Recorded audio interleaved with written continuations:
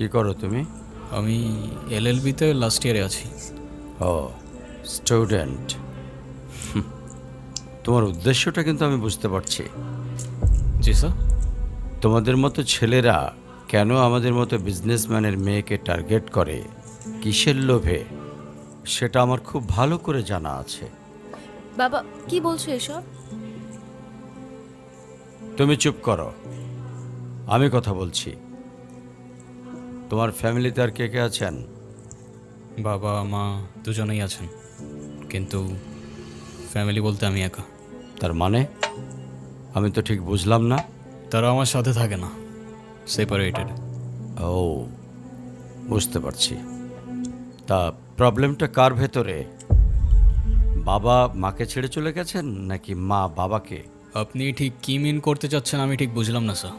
I mean, ক্যারেক্টারের প্রবলেমটা কার ভেতরে ছিল, তোমার বাবার না মার? আরে সমস্যা তো আপনার ক্যারেক্টারে। You don't even know the basic manners. কিভাবে কারোর সাথে কথা বলতে হয় সেই ভদ্রতাটাও শেখেন নাই আপনি।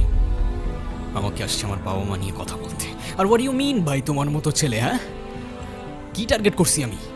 আপনার টাকা? অবভিয়াসলি, তা নয় তো কি। আপনার হয়তো আমার ব্যাকগ্রাউন্ড সম্পর্কে ধারণা নেই স্যার। আপনাদের মতো সো কল্ড বিজনেসম্যান আমার বাবার অফিসের লাইন দিয়ে দাঁড়িয়ে থাকে। আমি এখানে আসছি শুধুমাত্র ওকে ভালোবাসি বলে, সেকেন্ড কোনো উদ্দেশ্য সমান নাই। তুমি তো একটা বেয়াদব। তোমার ক্যারেক্টার সম্পর্কে আমি খুব ভালো করে জানি।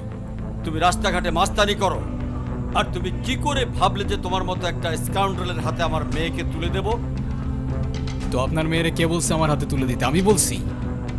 বাসায় ডেকে আনছেন অপমান করতে। আপনার বাবা মাই তো আপনাকে ভদ্রতাটা শেখাইতে পারে নাই। আপনি আসছেন আমায় জাজ করতে।